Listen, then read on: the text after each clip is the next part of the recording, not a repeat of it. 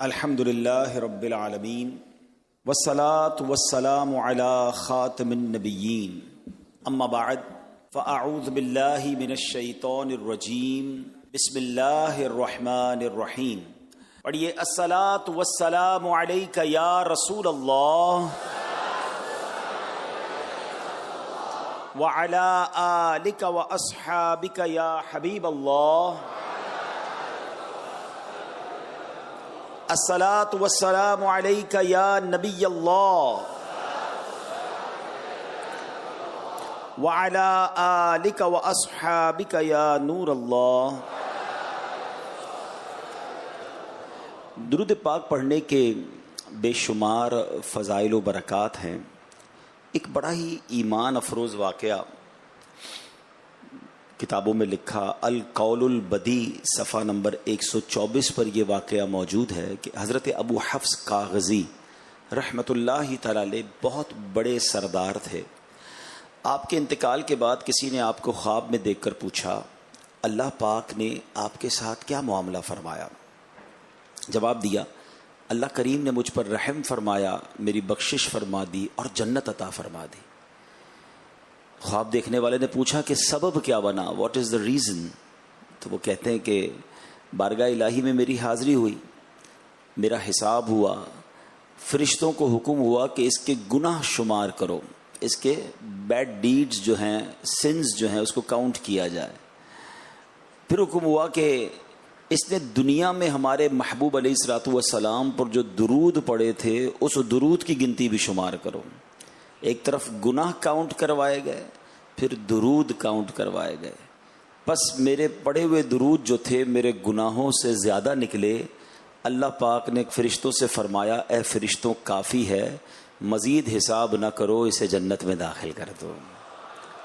ہائے ہائے ہائے سبحان اللہ. قرب خدا ہو حاصل جنت میں ہو وہ داخل، قرب خدا ہو حاصل جنت میں ہو وہ داخل. جس نے لکھا پڑھا ہے صلی علی محمد، جانے بھی دے ارم کو، رضوان نہ روک ہم کو، سینے پہ لکھ لیا ہے صلی علی محمد صلی اللہ تعالی علیہ وآلہ وسلم. جنت مقام ہوگا دوزخ حرام ہوگا، گر دل پہ لکھ لیا ہے صلی علی محمد صلی اللہ علیہ وسلم.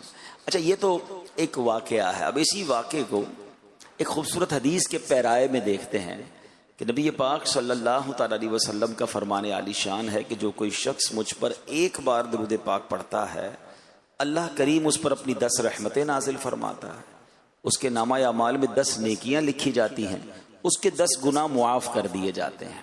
اب ذرا سمجھیے گا بات کو کہ گناہ اللہ پاک کرے کہ ہم گناہوں کو چھوڑنے والے بن جائیں، گناہ ہمارے کم ہو جائیں، مگر ہم انسان ہیں نا، ہم سے خطائیں ہو جاتی ہیں.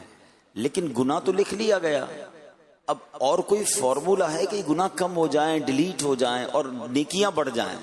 تو سبحان اللہ اگر درود پاک کو اس پیرائے میں دیکھیں کہ ہر پڑھا جانے والا درود ہمارے 10 گناہ کم کر دیتا ہے، 10 نیکیوں کو بڑھا دیتا ہے. تو اٹ مینز جو یہ ہم نے واقعہ بھی سنا نا کہ اگر درود زیادہ پڑھے ہوں گے تو انشاءاللہ گناہ کم ہوتے چلے جائیں گے، گناہ ڈیلیٹ ہوتے چلے جائیں گے. ہمیں چاہیے کہ زندگی میں اپنی لائف میں چلتے پھرتے اٹھتے بیٹھتے درود پاک پڑھیں اور اس کا اہتمام کریں. ہماری پروفیشنل لوگ موجود ہیں، ہم ٹائم ٹیبل بناتے ہیں، ہم پلان بناتے ہیں کہ کل کا دن کیسے ہوگا، واٹ ٹو ڈو کی لسٹ ہوتی ہے. ہمارا بریک فاسٹ ٹائم بھی ہے، تو آفس ٹائم بھی ہے، تو لنچ ٹائم بھی ہے، ڈنر ٹائم بھی ہے، کچھ لوگوں کا آج کل جم ٹائم بھی ہے. لیکن اس پورے دن میں درود ٹائم کہاں ہے؟ اس پورے دن میں تلاوت ٹائم کہاں ہے؟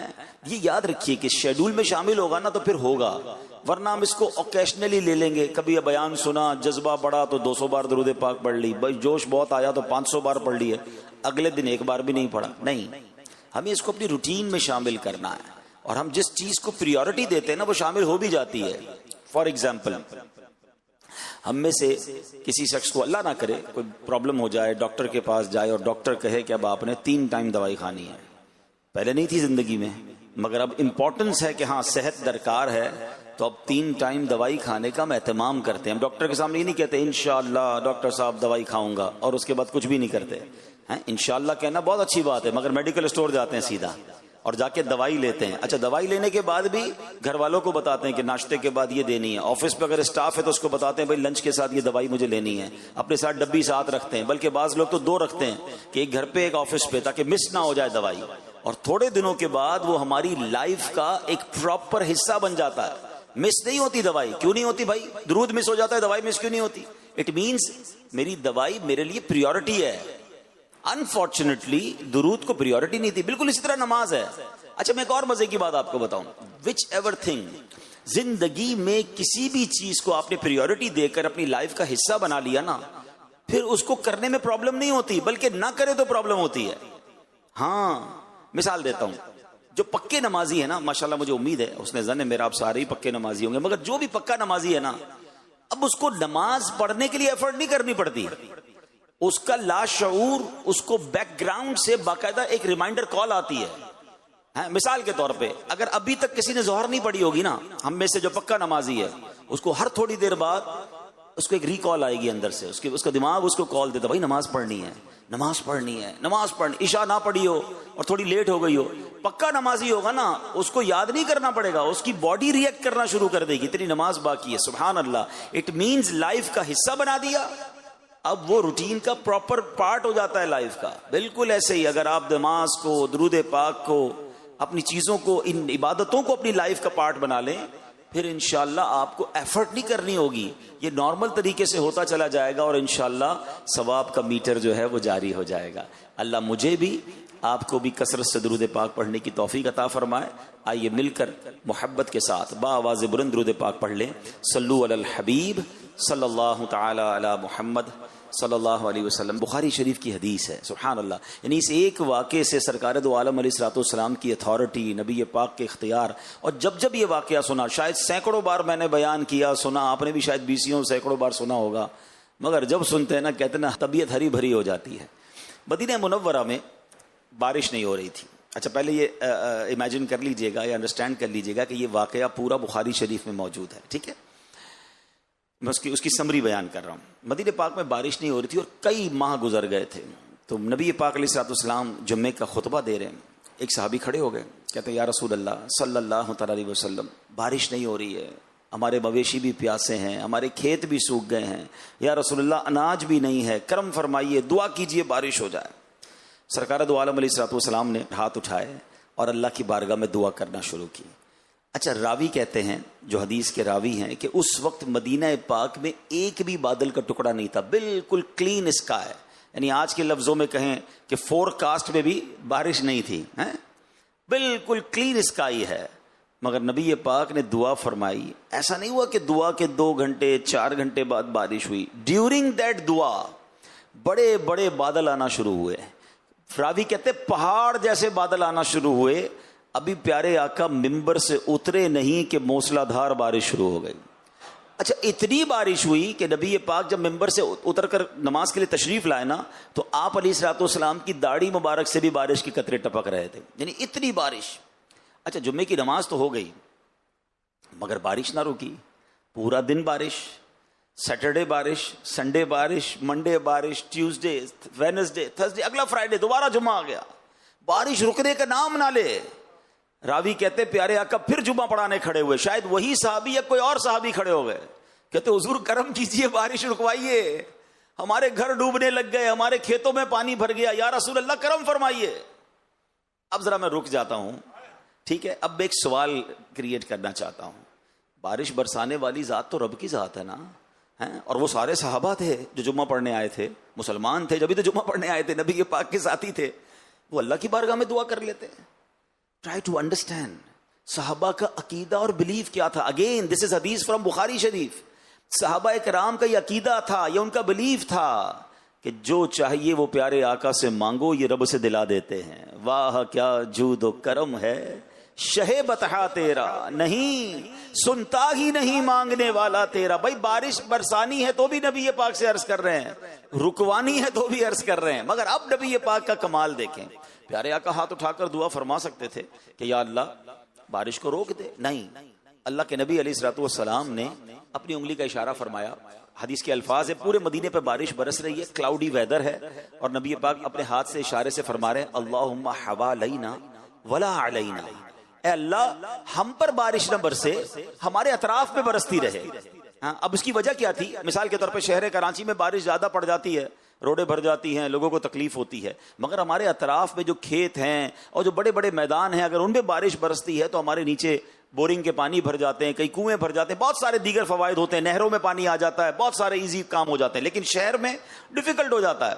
تو نبی پاک کی اتھارٹی دیکھیں، اللہ کے حبیب عرض کرتے ہیں اللہم حوالینا ولا علینا، راوی کہتے ہیں جدھر جدھر ہاتھ کا اشارہ فرماتے گئے بادل کٹتا گیا، بادل دور ہوتا گیا، مدینہ پیالے کی طرح ہو گیا، مدینہ منورہ کے اوپر آسمان کلین ہے، اور مدینے کے باہر سے جو لوگ آتے بتاتے باہر ابھی بھی بارش ہو رہی ہے، اور سبحان اللہ۔ تو نبی پاک علیہ الصلوۃ والسلام کی اتھارٹی، اللہ کے حبیب علیہ الصلوۃ والسلام کو رب نے کیسا اختیار دیا کہ زمین پر تو اختیار تھا، میرے آقا اشارہ فرمائیں تو بادل کٹ جاتا ہے، بارش برس جاتی ہے، سورج پلٹ آتا ہے، چاند دو ٹکڑے ہو جاتے ہیں، سبحان اللہ۔ میرے آقا علیہ السلام ایسا معجزہ دکھائیں اور اعلیٰ حضرت کا قلم خاموش رہ جائے، یہ ہو نہیں سکتا۔ بریلی کے تاجدار تو کمال پتہ ہے کیا کرتے ہیں؟ اعلیٰ حضرت سے بہت ساری وجوہات کی وجہ سے پیار ہے، مگر آپ ایک اور کمال پتہ ہے کیا کرتے ہیں؟ نبی پاک کی شان بیان کرتے ہیں اور ساتھ ساتھ اپنی ریکویسٹ بھی لگا دیتے ہیں۔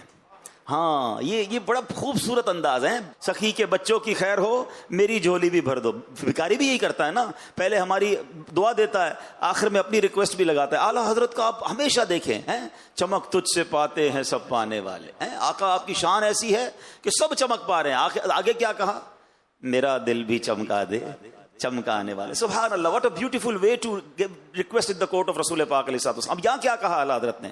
کہتے ہیں آقا جن کو سوئے آسماں پھیلا کے جل تھل بھر دیے، یا رسول اللہ آپ کے ہاتھ تو وہ ہیں جب آپ آسمانوں کی طرف اٹھائیں تو جل تھل بھر دیتے ہیں، آپ کی دعا قبول ہوتی ہے، بارش برس جاتی ہے۔ جن کو سوئے آسمان پھیلا کے جل تھل بھر دیے، صدقہ ان ہاتھوں کا پیارے ہم کو بھی درکار ہے۔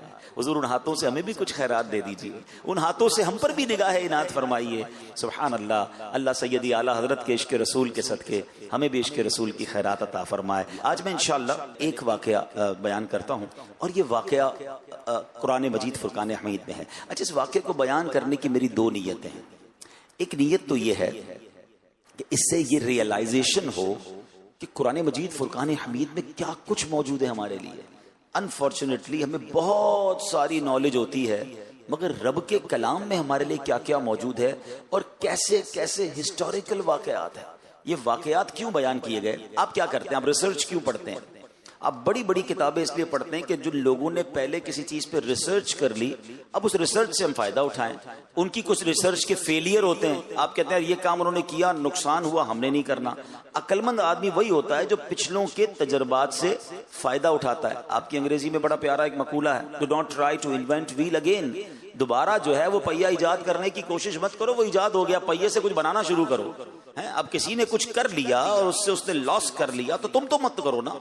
سبحان اللہ۔ قرآن مجید فرقان حمید میں پچھلی قوموں کے واقعات کو بیان کرنے کی ایک وجہ بھی یہی بیان کی گئی کہ تاکہ پچھلی قوموں نے جو مسٹیکس کی، جو اللہ کی نافرمانیاں کی، جو غلط کام کیے، اس کا جو خمیازہ انہوں نے بھگتا، جو عذاب آئے، جو پنشمنٹس ہوئی، سبحان اللہ، میرے محبوب کی امت وہ کام نہ کرے۔ اٹ مینس قرآن ہمارے لیے خوبصورت گائیڈ لائن ہے، مگر بات یہ کہ پڑھے تو صحیح نا۔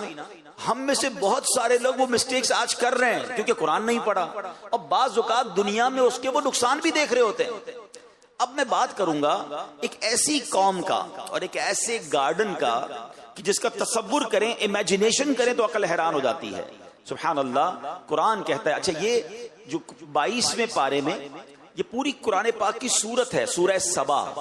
یہ کسی قوم تھی جس کا نام ہی قوم سبا تھا۔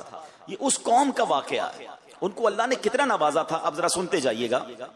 قرآن میں رب فرماتا ہے، بسم اللہ الرحمن الرحیم، لقد کان لسبأ فی مسکنہم آیہ جنتان عن یمین وشمال کلوا من رزق ربکم واشکروا لہ بلدۃ طیبۃ ورب غفور۔ ترجمہ کنز العرفان، بے شک قوم سبا کے لیے ان کی آبادی میں نشانی تھی، دو باغ تھے، ایک دائیں طرف دوسرا بائیں طرف. اپنے رب کا رزق کھاؤ اور اس کا شکر ادا کرو. پاکیزہ شہر ہے اور بخشنے والا رب. اللہ اکبر. یہ کیسی قوم تھی؟ اللہ کریم نے، یاد رہے، سبا عرب کے علاقے یمن کی حدود میں واقع ایک قبیلے کا نام تھا، یہ ٹرائب کا نام تھا. اور یہ قبیلہ اپنے دادا سبا بن یشجب بن یعرب بن قحطان کے نام سے مشہور تھا. یہ ایک پرسنالٹی کا نام تھا، پھر ایک قبیلے کا نام پڑ گیا. اور سبحان اللہ، اب قرآن میں سورہ سبا موجود ہے. حضرت عبداللہ ابن عباس رضی اللہ تعالیٰ عنہ فرماتے ہیں کہ رسول اللہ صلی اللہ علیہ وسلم سے سوال کیا گیا کہ سبا کسی مرد کا نام ہے، عورت کا، یا کسی سرزمین کا نام ہے؟ سرکار دو عالم صلی اللہ علیہ وسلم نے فرمایا کہ سبا ایک مرد تھا، اس کے 10 بیٹے تھے، ان میں سے 6 یمن میں آباد ہو گئے، 4 شام میں سیریا میں چلے گئے. اب آیت کا خلاصہ کیا ہے؟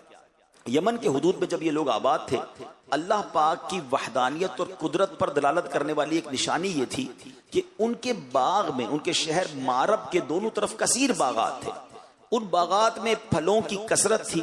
ان لوگوں تک انبیاء کرام کے ذریعے یہ کہا گیا اپنے رب کا رزق کھاؤ، انجوائے کرو اپنی لائف کو، مگر اللہ کی عبادت کرو، اللہ کا شکر بجا لاؤ. تمہارا شہر پاکیزہ ہے جس میں لطیف آب و ہوا ہے، صاف ستھری سرزمین ہے. آپ کو پتا وہ کتنی پیور ایئر تھی. میں بھی پچھلے دنوں نیوزی لینڈ گیا، میرے لیے بڑی شاکنگ بات تھی.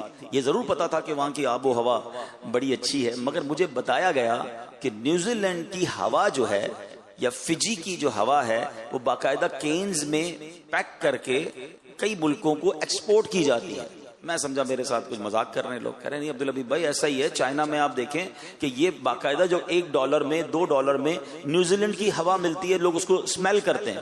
مجھے پھر بھی یقین نہیں ہے، پھر میں نے انٹرنیٹ پر سرچ کیا تو واقعی ایسا تھا کہ آج بھی پیور ایئر کی اتنی ویلیو دنیا میں ہے کہ کئی لوگوں کو یہ کریز ہوتا ہے کہ ہم صاف ستھری ہوا لیں. اور میں نے وہاں دیکھا لوگ بڑی لانگ لائف جیتے ہیں، ہوا بڑی اچھی ہوتی ہے، صحت مند رہتے ہیں.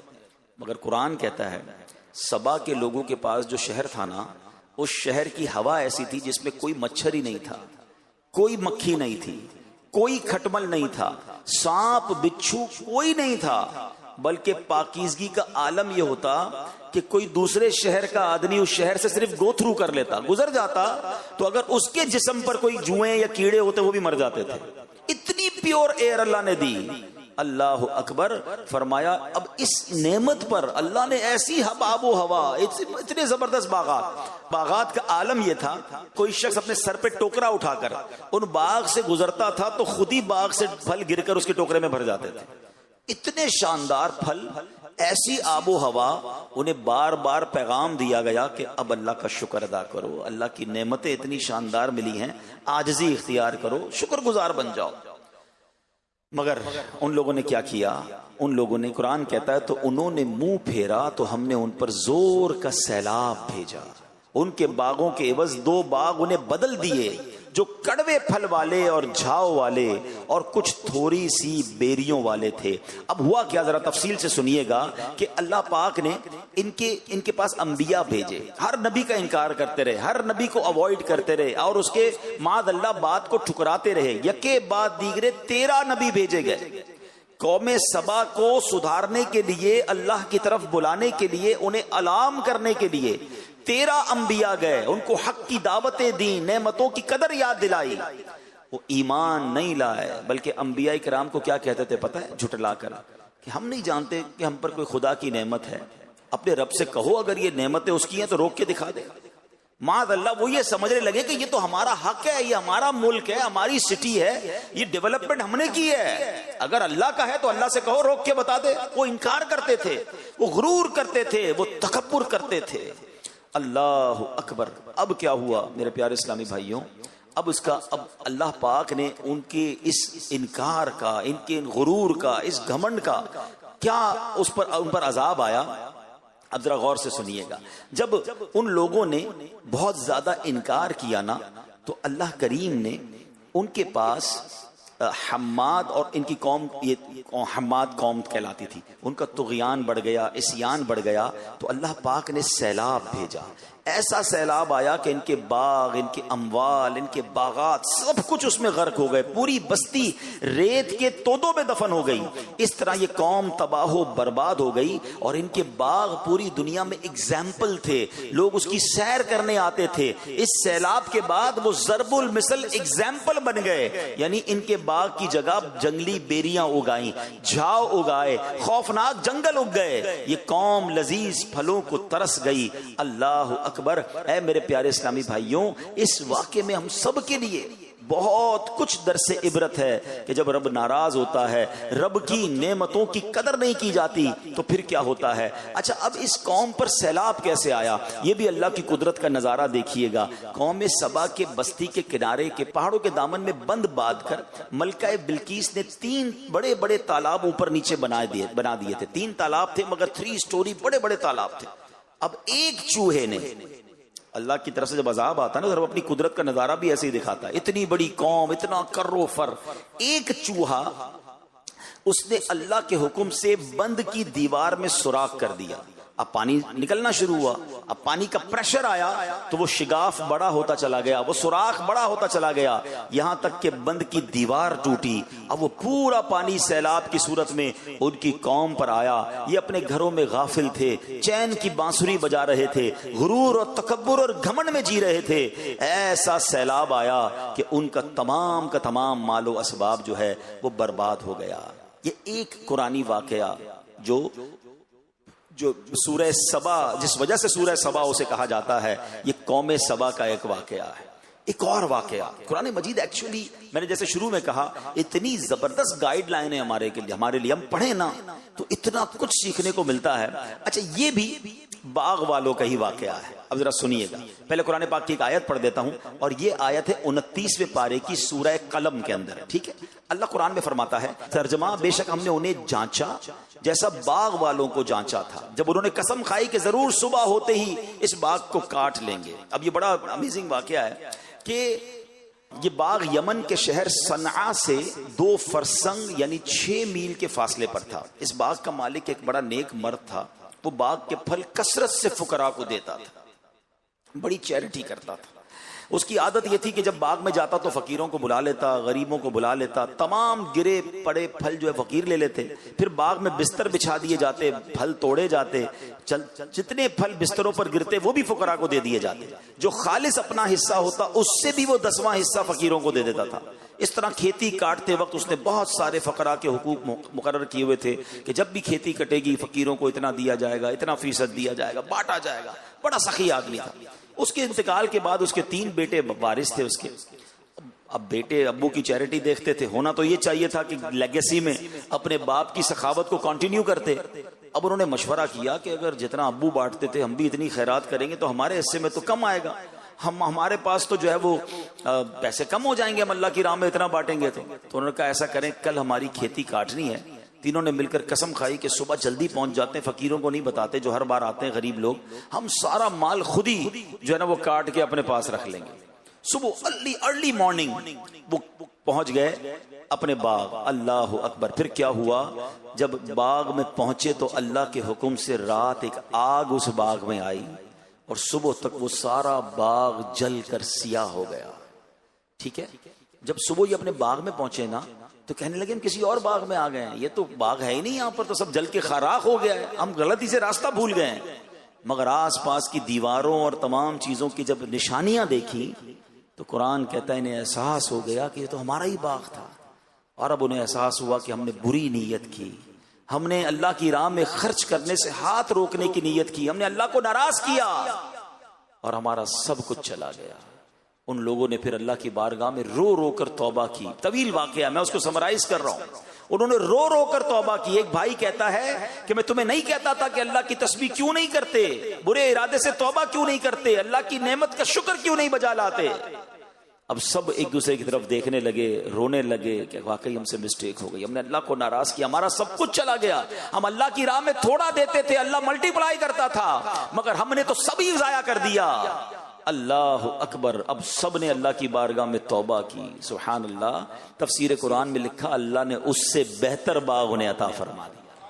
توبہ قبول فرمائی اور اس سے بہتر مال عطا فرمایا، اس میں بھی کثیر پیداوار ہونی شروع ہو گئی. These are the two beautiful incidents from قرآن مجید فرقان حمید. ایک سورہ قلم میں اور ایک سورہ سبا میں. دونوں کا میسج کیا ہے؟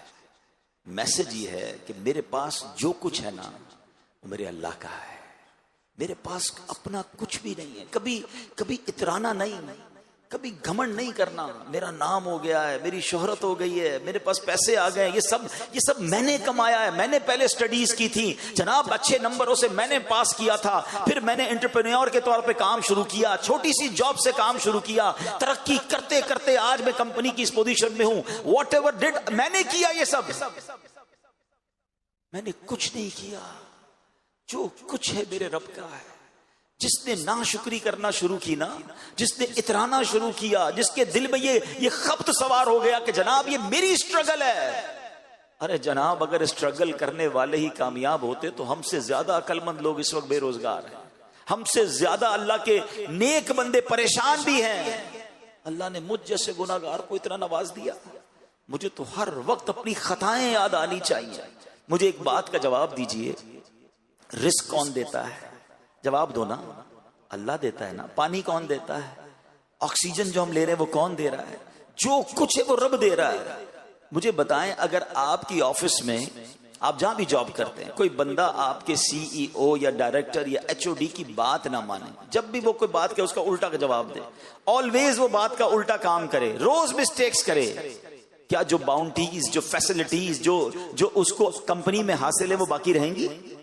بندہ کہے گا ٹھیک ہے، جب آپ کمپنی کے لیے کام ہی نہیں کر رہے تو آپ کی جاب ختم، اپنی گاڑی واپس کریں، اپنی فیسلٹیز واپس کریں، تمام پریولیجز ختم کر دیے جاتے ہیں، بیکاز آپ کمپنی کے رول کو فالو نہیں کر رہے، اپنے ہیڈ کو جواب نہیں دے رہے. مجھے ایک بات بتائیں، میں صبح اور شام اللہ کی نافرمانیاں کر رہا ہوں، وہ تو مجھ سے کھانا نہیں روک رہا، وہ تو مجھ سے آکسیجن نہیں روک رہا ہے. ہونا کیا چاہیے تھا؟ لاجک کیا کہتی ہے؟ میری آنکھیں حرام دیکھتی، اللہ کی نافرمانی کرتی، میں اندھا کر دیا جاتا، کیونکہ اللہ نے آنکھ دی تھی نا. بس اے میرے بندے، میں نے آنکھ دی اپنی فرما برداری کے لیے، تو ان آنکھوں سے گناہ کر رہا ہے، روشنی ختم نہیں ہوتا. حرام سنتا تو بہرا کر دیا جاتا، حرام بولتا تو گونگا کر دیا جاتا، یہ ہاتھ حرام کے لیے اٹھتے تو گر جاتے، یہ پیر حرام کے لیے چلتے تو میں لنگڑا ہو جاتا.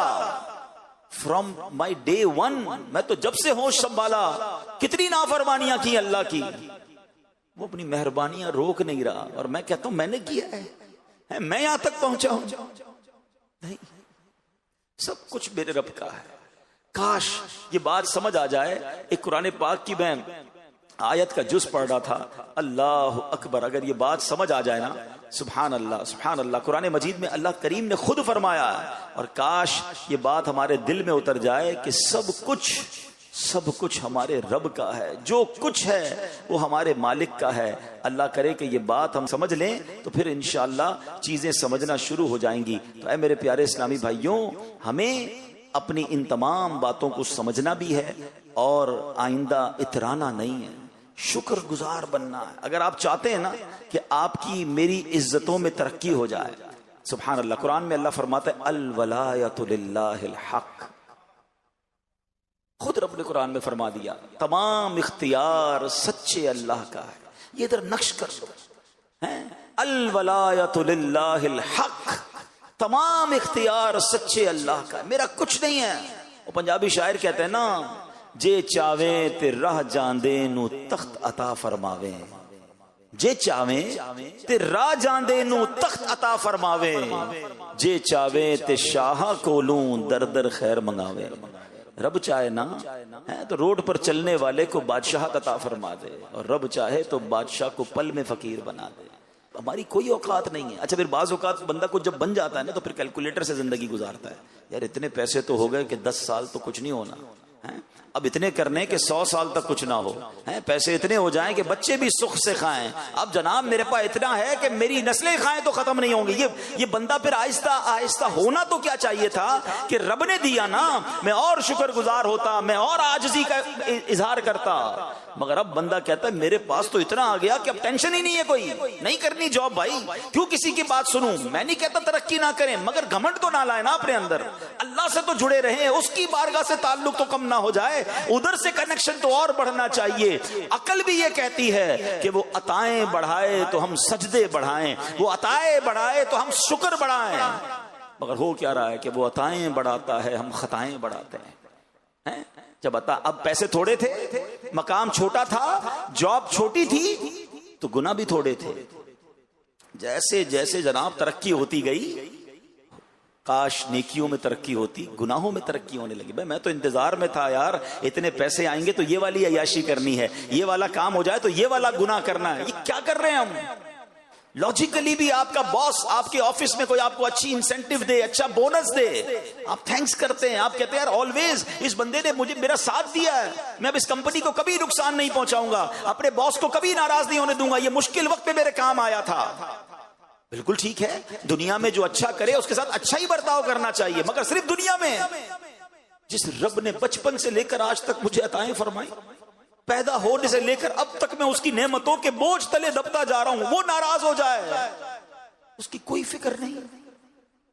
اور یہ کبھی خبت سوار نہ کرنا کہ میرا بہت کچھ ہے اور میں جناب اب مجھے کچھ نہیں ہو سکتا. قوم سبا کا واقعہ بتا رہا ہے, یہ باغ والوں کا واقعہ بتا رہا ہے. چلے آپ کہیں گے عبدالحبیب بھائی یہ تو ہزاروں سال پرانے واقعات سنا رہے ہو, 2022 کی بات ہے نا, ترکیہ میں زلزلہ آیا, میں خود وٹنس ہوں اس ارتھ کویک کا. 40 سیکنڈ 40 سیکنڈ کے اندر کیا ہوا, ارب پتی لوگ روڈ پہ آ گئے, فیکٹریاں تباہ ہو گئی ود ان 40 سیکنڈ, بلڈنگیں گر گئیں. میں نے ایک رات گزاری ہے, میں نے زندگی میں بہت ٹریول کیا ہے, یہ وقت نہیں ہے اس پر بات کرنے کا, مگر میں اس رات کو نہیں بھولتا ہوں. وہ رات میں نے ہتائی سٹی ہے ترکیہ کی, میں نے وہ رات وہاں گزاری. دیٹ واز میری زندگی کی مشکل ترین رات تھی. اس کی 2-3 وجوہات تھی. ایک تو ٹھنڈ تھی, ٹھیک ہے, ہم ایک گاڑی کے ساتھ گئے تھے سامان لے کر, ایک ہمارے ساتھ چھوٹی وین تھی, ہم نے کہا ہم سامان بانٹیں گے. ٹریفک کی وجہ سے ہم 2 گھنٹے کا راستہ 10 گھنٹے میں ہم نے طے کیا. جب ہم پہنچے تو رات کے 1:30-2 بج گئے. وہ گاڑی والا کہتا ہے میں نے واپس جانا ہے. ہم نے اس کی منتیں کی, ترلے کیے, بھائی رک جاؤ, صبح ہو جائے, ہم سامان بانٹنے آئے, ابھی رات 2 بجے ہم کس کو سامان بانٹے. لوگ بےچارے روڈوں پہ سو گئے تھے, ٹینٹ لگے ہوئے تھے, آگ جل رہی تھی, سردی کی رات تھی, عورتیں بچے خیمے میں آرام کر رہے ہوں گے. ہم نے کہا فجر ہوتے ہی ہم سامان بانٹیں گے, تم چلے جانا.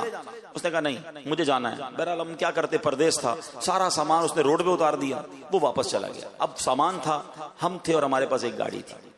اب سردی کی رات, اور میں سوچتا رہا, میں یقین کریں بہت رویا.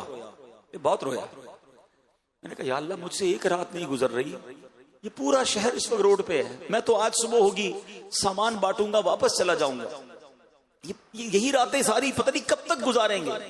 آج مجھے 1 مہینہ پہلے, 1 سال کے بعد, ابھی 15 دن پہلے مجھے ویڈیو آئی کہ وہی شہر اب پورا گراؤنڈ ہو چکا ہے. انہوں نے 6000 بلڈنگیں سب زیرو کر دی ہیں, اب بلڈنگیں بننے جا رہی ہیں. اس کا مطلب 1-1.5 سال سے وہ لوگ روڈ پہ ہی ہیں نا, یا خیمے میں ہیں, یا پتہ نہیں کسی رشتہ دار کے گھر رہ رہے.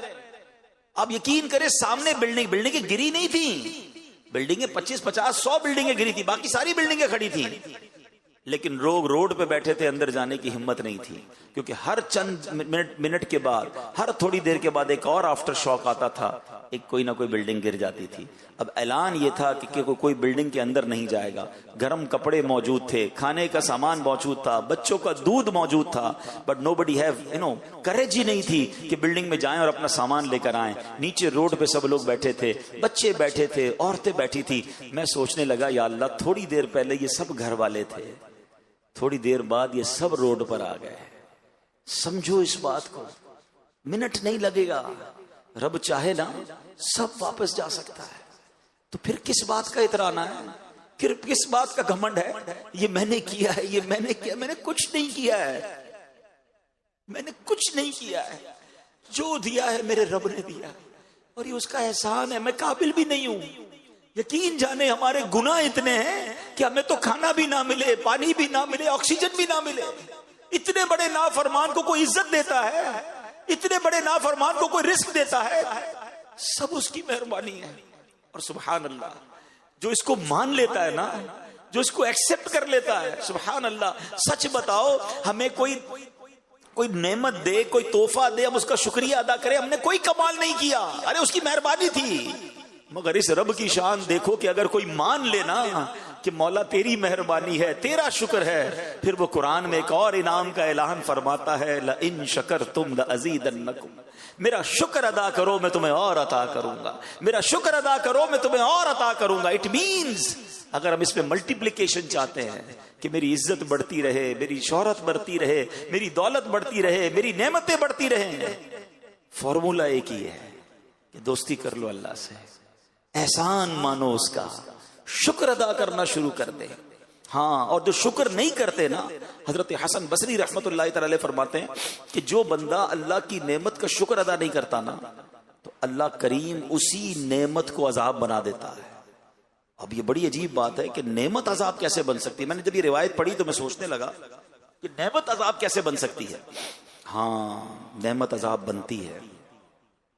پیسہ نعمت ہے نا، ہر بندہ دعا کرتا ہے یا اللہ مال میں برکت دے، مگر ہم نے دیکھا کہ کچھ لوگوں کے پاس مال نہیں تھا، ویری ویری ایزی لائف گزار رہے تھے، مزے میں تھے، تھوڑی بہت ڈیفیکلٹی تھی پیسہ نہ ہونے کی وجہ سے، مگر جب مال آیا نا ان کی لائف ہی بدل گئی، ٹینشنیں ہی بڑھ گئی ہیں۔ پیسے والے تو ہو گئے، سکون چلا گیا، کوئی مال چھین کے چلا گیا، کوئی قبضہ کر لیا، مال نے کڈنیپ کر لیا گیا، ارے مال آیا تو پریشان ہو گیا۔ کہیں ایسا تو نہیں کہ مال ملا تو ناشکری کرنا شروع کر دی؟ مال ہی عذاب بنا دیا گیا۔ زوجہ، وائف بڑی نعمت ہے، کئی لوگ دعا کرتے ہیں، اچھی بات ہے، اچھی بیوی واقعی اللہ کی بہت بڑی نعمت ہے، مگر ہم نے دیکھا کئی لوگوں کی شادی سے پہلے لائف ٹھیک تھی، مگر شادی کے بعد ایسا ہوا کہ پوری زندگی برباد ہو کے رہ گئی۔ کیا ہوا؟ کہیں ایسا تو نہیں کہ شادی کرتے وقت اللہ کی ناشکری کر لی تھی؟ یہی بیوی، یہی رشتہ عذاب بنا دیا گیا۔ اولاد کتنی بڑی نعمت ہے، دعا کرتا ہے بندہ جو بے اولاد ہوتا ہے، مگر ہم نے دیکھا کہ کئی اولاد، بچہ ہوا، بڑا ہوا، باپ کو ہی مار کے گھر سے نکال دیا، ایسا بیٹا ملا کہ باپ کو ہی ذلیل کر کے رکھ دیا، ارے اولاد عذاب بن گئی۔ اٹ مینز وہ رب کی قدرت ہے، نعمت دے، سبحان اللہ، شکر کرنا، ورنہ کہیں یہ نعمت چھین نہ لی جائے یا اسی نعمت کو ہمارے لیے تکلیف کا باعث نہ بنا دیا جائے۔ تو اے میرے پیارے اسلامی بھائی، ہمیں زندگی اب گزارنی ہے، جتنی رہ گئی ہے شکر میں گزارنی ہے، ہاں اللہ کی فرما برداری میں گزارنی ہے۔ اب آتے ہیں شکر ہے کیا؟ اب یہ تو شاید انڈرسٹینڈ کر لیا ہوگا سب نے کہ ہاں یار شکر گزار بننا ہے۔ اچھا، اب شکر کی بھی ڈیفینیشن سمجھنی ضروری ہے۔ ہم سمجھتے ہیں کہ جناب تسبیح پکڑی، الحمدللہ الحمدللہ، یا اللہ تیرا شکر، یا اللہ تیرا شکر، یہ شکر ہے۔ یقیناً دس از دا ون وے، ایک طریقہ ضرور ہے کہ زبان سے اللہ تعالیٰ کا شکر ادا کیا جائے، مگر میں آپ کو ایک لاجیکلی بات سمجھانا چاہتا ہوں۔ کسی باپ کا کوئی بیٹا ہو اور وہ کہے کہ جناب مجھے اپنے والد صاحب سے بڑی محبت ہے، والد صاحب کا بیٹا جلدی گھر آ جانا، ابا گھر پہ جلدی نہیں آؤں گا، آپ سے محبت بڑی ہے، بیٹا یہ والا کام کر دو، میں نے کام نہیں کرنا ہے، آپ سے محبت بڑی ہے، بیٹا یہ کب کر دو، یہ کام مت کرنا میں نے یہی کام ہے، مگر آپ سے محبت بڑی ہے۔ آپ کہیں گے یار مذاق ہو رہا ہے، زبان سے کہی جا رہا ہے محبت بڑی ہے، بات ایک نہیں مان رہا، بات سمجھ رہے میری؟ یعنی یہ کیسی محبت ہے کہ زبان سے جاری ہے، عمل اس کے خلاف ہے۔ تو اب آپ نے اور میں نے سوچنا ہے کہ ہم زبان سے کہہ رہے ہیں کہ یا اللہ تیرا شکر، یا اللہ تیرا شکر، اور اللہ کی بات کوئی نہیں ماننی ہے۔ تو علماء کہتے ہیں ایکچول شکر یہ ہے کہ بندہ رب کی نافرمانی نہ کرے، ٹھیک ہے؟ نافرمانی ناشکری ہے، شکر یہ کہ بندہ اللہ کی فرما برداری کرے، اللہ کو راضی کرنے والے کام کرے۔ تو پریکٹیکل شکر یہ ہے کہ ہماری نماز قضا نہ ہو، پریکٹیکل شکر یہ ہے کہ ہم اللہ کی نافرمانی نہ کریں، ہم حرام روزی کی طرف نہ جائیں۔ تو جو پریکٹیکل فرما بردار بن جاتا نا اللہ کا، ایکچول شکر گزار بھی وہی ہوتا ہے، یا اللہ تیری مہربانی، تو نے اتنا عطا کیا۔ ہمیں رب کا نافرمان نہیں بننا ہے، نافرمانی کریں گے تو پھر ایسا نہ ہو کہ ہم جو ہے وہ اپنی نعمتوں کو خود کھو دیں۔ اچھا، ایسا بہت جگہ پر ہوتا ہے۔ ایک اور میں بات، میرے دل کا درد ہے، ہمارے ساتھ شیطان نے پتہ ایک اور کام کیا کیا ہے۔ ویسے تو پوری لائف ہمیں شکر گزار بننا چاہیے، مگر وین ایور ہمیں کوئی خاص نعمت ملتی ہے نا، تب تو زیادہ شکر کرنا چاہیے نا۔ لیکن شیطان نے ہمارے ساتھ گیم یہ کی ہے کہ whenever we try to celebrate something, جب بھی زندگی میں سیلیبریشن کی نام آتی ہے نا، تو دماغ کے کسی کونے میں شیطان نے یہ بٹھا دیا کہ سیلیبریشن کا نام ہی اللہ کی نافرمانی ہے۔ کمال ہے یار، ہمارا ایمان اور عقیدہ ہے کہ دینے والی ذات رب کی ہے، مگر جب بھی وہ دیتا ہے، اب آپ کہیں گے یار ایسی کیسی بات کر رہے ہیں، ہم کہاں سیلیبریشن میں گناہ کرتے ہیں۔ چلیں ذرا سٹارٹ لیتے ہیں۔ بچہ پیدا ہوا، برتھ ڈے کرنی ہے، بہت اچھی بات ہے، اللہ کی نعمت ہے اولاد. برتھ ڈے میں کیا کرتے ہیں؟ خامہ کھائیں. بھائی کون کہتا ہے کیک نہ کھائیں؟ کون کہتا ہے آپ دوستوں کو دعوت نہ کریں؟ جائز طریقے سے کر لیں بھائی. اس میں گانے باجے میوزک ڈال کر اللہ کی نافرمانی، بچے کی خوشی میں بھی رب کو ناراض کر رہے ہیں. یہی بچہ بڑا ہو گیا، اب شادی کرنی ہے. سچ بتاؤ شادی میں کون سا گناہ ہے جو ہم نہیں کرتے ہیں؟ کون سی نافرمانی ہے جو ہم نہیں کرتے ہیں؟ اور اس نافرمانی کی وجہ سے ہم رب کو ناراض. حالانکہ کتنی بڑی نعمت ہے شادی. اب آپ بتائیں نا، پھر ہم کہتے ہیں یار ہزاروں لاکھوں روپے خرچ کیے مگر شادی کے بعد خوشی نہیں مل رہی ہے، جناب اولاد نہیں ہو رہی ہے، میاں بیوی میں پیار نہیں ہے. آپ سوچیں آپ نے اس خوشی میں رب کو ناراض کتنا کیا ہے. یہ خوشی میں تو صدقے بڑھانے چاہیے تھے نا.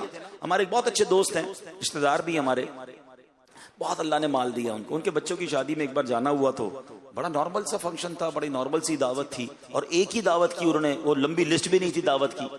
تو کسی نے پوچھا کہ آپ اتنا خرچ نہیں کیا اپنے بچے کی شادی پر، آپ تو کروڑوں روپے خرچ کر سکتے ہیں. کہتا ہاں میں کروڑوں کر سکتا ہوں، مگر میں نے سوچا کہ میں کروڑوں روپے اپنی بچوں کی شادی پر غلط کاموں پہ لگا دوں. اب میرا فارمولہ یہ ہے کہ میں اپنے ہر بچے کی شادی میں 2 غریب بچوں کی شادیاں کراتا ہوں، اور اس کا فائدہ یہ ہوتا ہے کہ وہ 2 جوڑے جو ہے نا ساری زندگی میرے بچے کے لیے دعا کرتے رہتے ہیں، اللہ اس کو خوشیاں دے دیتا ہے. بھائی خرچ کرنے کے اور بھی تو طریقے ہیں نا، سیلیبریشن کے اور بھی تو انداز ہیں. اصل میں ہم پتہ نہیں کدھر کھو گئے ہیں کہ جب بھی اب نیا کاروبار لیا، کاروبار کی اوپننگ سیریمنی دیکھیں وہ میوزیکل شو ہو رہا ہے. کیوں ہم غلط چیز شامل کر؟ قرآن خوانی کر لے بھائی. اچھا آپ کو قرآن خوانی نہیں کرنی، دعوت کھلائیں، دعوت تو کھلا لیں، اچھی نیتوں سے کھلائیں گے، اس کا بھی ثواب ملے گا. مگر حرام چیز کو کیوں انوالو کرتے ہیں؟ کیوں اپنے رب کو ناراض کرنے والے ہم کام کرتے ہیں؟ تو اللہ کرے کہ آج کے اس مختصر سے بیان میں قرآن کے ان 2 واقعات سے ہم یہ سبق حاصل کر لیں. پہلے تو یہ دل میں ہمیں ہر وقت خیال ہونا چاہیے کہ میرا کچھ بھی نہیں ہے، سب کچھ میرے رب کا ہے، اور وہ جب چاہے واپس لے سکتا ہے. جب یہ خیال ہو جائے گا نا تو پھر اکڑ نہیں آئے گی، پھر غرور نہیں آئے گا، پھر تکبر دل میں نہیں آئے گا کہ میں نے سب کچھ کیا، میں سپیریئر. تو کچھ بھی نہیں ہوں، مجھ پر مہربانیاں ہو رہی ہیں، مجھ پر احسان ہو رہے ہیں، مجھ پر کرم نوازیاں ہو رہی ہیں. اے مالک یہ جاری رکھی ہو، یہ واپس مت لے لینا. اللہ کے نبی علیہ الصلوۃ والسلام کی دعا پڑھے نا، اللہم انی اعوذ بک من زوال نعمتک. حدیثوں میں یہ دعا موجود ہے، اے اللہ میں زوال نعمت سے تیری پناہ مانگتا ہوں. یہ مانگا کرو دعائیں، یہ نعمتوں کو زوال لگنے میں دیر نہیں لگتی. بس اللہ کرے کہ ہم شکر گزار رہے. مٹا دے اپنی ہستی کو اگر کچھ مرتبہ چاہے، مٹا دے اپنی ہستی کو اگر کچھ مرتبہ چاہے، کہ دانا خاک میں مل کر گلے گلزار ہوتا ہے. عاجزی کا انداز اختیار کریں گے اللہ ترقی عطا فرمائے گا. نبی پاک علیہ الصلوۃ والسلام کی ایک اور بڑی پیاری دعا ہے، اس سے اندازہ ہوگا کہ اللہ کے حبیب علیہ الصلوۃ والسلام دنیا سے آپ کا تعلق کیسا تھا اور رب سے تعلق کیسا تھا. اور یہ دعا ایکچولی ٹیچنگ بھی ہمارے لیے. دعا کیا ہے؟ اللہم انی اعوذ بک من دنیا تمنع خیر الآخرہ. اے اللہ پاک میں ایسی دنیا سے تیری پناہ چاہتا ہوں جو آخرت کی بھلائی سے روک دے. دنیا دنیا دنیا، صبح و شام دنیا، صبح و شام مال، صبح و شام جناب دنیا کے خواب، اور آخرت بھلائے بیٹھے. اللہ کے حبیب کیا عرض کر رہے ہیں؟ اے اللہ میں ایسی دنیا سے تیری پناہ چاہتا ہوں جو آخرت کی بھلائی سے روک دے. اب آگے سنیے، وَأَعُوذُ بِكَ مِنْ حَيَاةٍ تَمْنَعُ خَيْرَ الْمَمَاتِ. اے اللہ ایسی زندگی سے تیری پناہ مانگتا ہوں جو اچھی موت سے روک دے. زندگی تو کمال ہو گئی نا، او گاڑیاں لش پش، زندگی کے ساری لگژریز حاصل کر لی، موت اچھی نہ ہوئی تو کیا کرنا ہے زندگی کا؟ یہ تو تھوڑی ہے نا، اصل تو وہ لائف ہے. دعا کرو کہ لائف ایسی گزرے کہ موت اچھی ہو جائے. ہاں زندگی ایسی گزارو کہ آخرت اچھی ہو جائے. کیا خوبصورت قول ہے ایک بزرگ کا، فرماتے زمین کے اوپر کام اور زمین کے اندر آرام. اللہ زمین کے اوپر ایسا کام کروا لے کہ جب زمین کے اندر جائے نا تو مار نہ پڑے، ادھر آرام کرے. ادھر آرام کرنا، ادھر تھوڑی آرام کرنا ہے. ادھر غفلت کی نیند سوئے ہوئے، ادھر نمازیں قضا ہو رہی ہیں، ادھر حرام کام چل رہے ہیں، ٹینشن ہی کوئی نہیں. ادھر جاگنا ہے، ادھر فکر کرنی ہے. جاگنا ہے جاگ لے افلاک کے سائے تلے، حشر تک سوتا رہے گا خاک کے سائے تلے. ادھر سونا ہے نا تو ادھر آسان نیند چاہیے. ادھر برکت جب ملے گی جب دنیا اچھی گزاری ہوگی. کیا خوبصورت نبی پاک کے الفاظ تو ویسے ہی کمال ہے نا، ایک جملے میں پورا چیپٹر ہے. کیا فرمایا؟ وَأَعُوذُ بِكَ مِنْ حَيَاةٍ تَمْنَعُ خَيْرَ الْمَمَاتِ. اے اللہ میں ایسی زندگی سے تیری پناہ چاہتا ہوں جو اچھی موت سے روک دے. پھر فرمایا اعوذ بک من عمل یمنع خیر العمل، اور ایسی امیدوں سے تیری پناہ چاہتا ہوں جو نیک اعمال سے روک دے۔ امیدیں ہی ختم نہیں ہو رہی، پلاننگ ہی ختم نہیں ہو رہی، نیک اعمال کی جگہ ہی نہیں بن رہی ہے۔ تو اللہ کرے کہ یہ دعا ہمارے حق میں بھی قبول ہو جائے، ہم نبی پاک کی اس دعا کے ساتھ اللہ کرے کہ ہم اپنی لائف گزارے۔ ایک مرتبہ پیارے آقا علیہ الصلوۃ والسلام کی بارگاہ میں ایک شخص حاضر ہوا، کہتا ہے یا رسول اللہ صلی اللہ علیہ وسلم، مجھے کیا ہو گیا کہ میں موت کو پسند نہیں کرتا، یعنی میرا دل دنیا کی طرف مائل ہے اور اپنے دل میں آخرت کی طرف میں میلان کم پاتا ہوں، اور موت تو جنت میں پہنچنے کا راستہ ہے مگر مجھے موت ہی پسند نہیں ہے۔ اچھا، ایسے ہم میں سے بھی بہت سارے لوگ ہوں گے جب بھی موت کی بات آتی ہے ڈر جاتے ہیں، خوف مبتلا ہو جاتے ہیں، آخرت کی بات نہ کرو، مرنے کی بات نہ کرو۔ کہتا حضور مجھے پتا ہے جنت میں جانے کا راستہ ہی موت ہے، موت آئے گی تو جنت میں جاؤں گا نا، مگر میرا دل اس طرف نہیں کھنچتا ہے، مجھے میلان نہیں ہے، مجھے مزہ نہیں آتا۔ سبحان اللہ، نبی پاک نے جو فارمولہ دیا ہے نا وہی سمجھ لے آج میرے پورے بیان کا حاصل ہے۔ اللہ کے حبیب علیہ الصلوۃ والسلام نے فرمایا کہ کیا تمہارے پاس مال ہے؟ عرض کی جی ہاں یا رسول اللہ مال ہے۔ فرمایا اپنا مال صدقہ خیرات کر کے آگے بھیج دو، آخرت کی طرف بھیج دو، تو کیونکہ آدمی کا دل اپنے مال کے ساتھ ہوتا ہے، اگر یہ اپنے مال کو آگے بھیج دے گا نا تو اپنے مال سے ملنا چاہے گا، اور اگر مال کو پیچھے چھوڑ دے گا تو آگے جانے کا دل ہی نہیں ہوگا، پیچھے کی طرف دل مائل رہے گا۔ حدیث کا خلاصہ عرض کر رہا ہوں، اب اس کو ذرا لاجیکلی سمجھیے گا۔ آپ میں سے کئی لوگ ہیں مثال کے طور پہ جو کراچی کے رہنے والے ہیں، لیکن اگر آپ نے اپنی کوئی انویسٹمنٹ لاہور میں کی ہوئی ہے، کوئی فیکٹری آپ نے ڈال دی اسلام آباد میں، اب دل کدھر ہے؟ ہر تھوڑے دنوں بعد اسلام آباد میں رہتا ہے، کیوں یار بزنس تو وہی ہے نا۔ انسان کا دل اس کے مال کے، لوگ امریکہ چلے گئے، یورپ چلے، کیوں؟ ادھر پیسہ ہے ان کا، ادھر ان کی انویسٹمنٹس ہیں، ادھر ان کی چیزیں ہیں۔ سبحان اللہ، کیا نبی پاک نے جو فارمولہ سمجھ آ جائے نا کہ بندے کا دل اس کے مال کے ساتھ ہوتا ہے، اگر آخرت سے محبت کرنی ہے تو مال آگے بھیج دو، تمہیں ٹینشن ہی نہیں ہوگی، ادھر بھی میری پراپرٹی بنی ہوئی ہے، ادھر بھی میرا انشاءاللہ جنت میں محل تیار ہے، ادھر بھی میں نے اللہ کی راہ میں صدقہ خیرات کیا ہوا ہے، میری تیاری پوری ہے۔ سبحان اللہ، یہ بات اگر سمجھ آ جائے نا کہ ادھر کی تیاری ہے کہ نہیں۔ حضرت عمر بن عبدالعزیز رضی اللہ تعالیٰ ایک بار ایک قافلے میں جا رہے تھے، خلیفہ مروان کے ساتھ ایک بڑا سا قافلہ تھا، اور بڑے بڑے بادشاہ بھی تھے، لیڈرز آف دا نیشن اس کے ساتھ جا رہے تھے، تو سب نے اپنا اپنا مال جو تھا نا وہ آگے بھیج دیا، سب نے اپنا اپنا مال آگے بھجوا دیا، کیونکہ مال یوں بھجوانا ہوتا تھا کہ گھوڑوں پہ جاتے تھے، اونٹوں پہ جاتے تھے، تو کسی بھی شہر میں جائیں تو وہ ٹینٹ لگانے پڑتے تھے، گھر بنانے پڑتے تھے، تو سب نے اپنے ٹینٹس اور اپنے خادمین بھیج دیے کہ جب ہم ٹریول کر کے وہاں پہنچیں تو تکلیف نہ ہو۔ حضرت عمر بن عبدالعزیز نے کوئی سامان نہیں بھجوایا تھا، جب ٹریول پورا ہوا جیسے ہی وہاں پہنچے تو سب کے کیمپس ریڈی تھے، سب اپنے اپنے کیمپوں میں چلے گئے۔ حضرت عمر بن عبدالعزیز کے پاس تو کوئی کیمپ نہیں تھا، تو بادشاہ کو یاد آیا کہ حضرت عمر بن عبدالعزیز کو ڈھونڈو، انہوں نے تو کیمپ بھجوایا نہیں تھا۔ ڈھونڈتے ڈھونڈتے گئے تو وہ کسی درخت کے نیچے بیٹھ کے رو رہے تھے، تو پوچھا گیا آپ کیوں رو رہے ہیں؟ ٹینٹ ہم دے دیتے ہیں آپ کو، آپ روئیں تو نہ۔ کہتے مجھے قیامت کا دن یاد آ گیا، تم سب نے اپنا سامان بھیجا تھا، منزل پر پہنچے تو اپنے اپنے خیموں میں چلے گئے، میں نے سامان بھیجا نہیں تھا تو میں کھلے آسمان تلے رہ گیا۔ اگر آخرت میں بھی ایسا ہی ہوا کہ جن جن لوگوں نے اچھے اعمال کر کے آگے نیکیاں بھیجی ہیں ان کو تو ریوارڈ مل جائیں گے، ان کو جنتی گھر مل جائیں گے، اور اگر میرا کوئی عمل نہ ہوا تو میں تو بے سر و سامان رہ جاؤں گا۔ اللہ کے اتنے نیک بندے ہو کر ایسا فکر آخرت، مگر یہ واقعہ ہم سب کے لیے کتنا درس ہے۔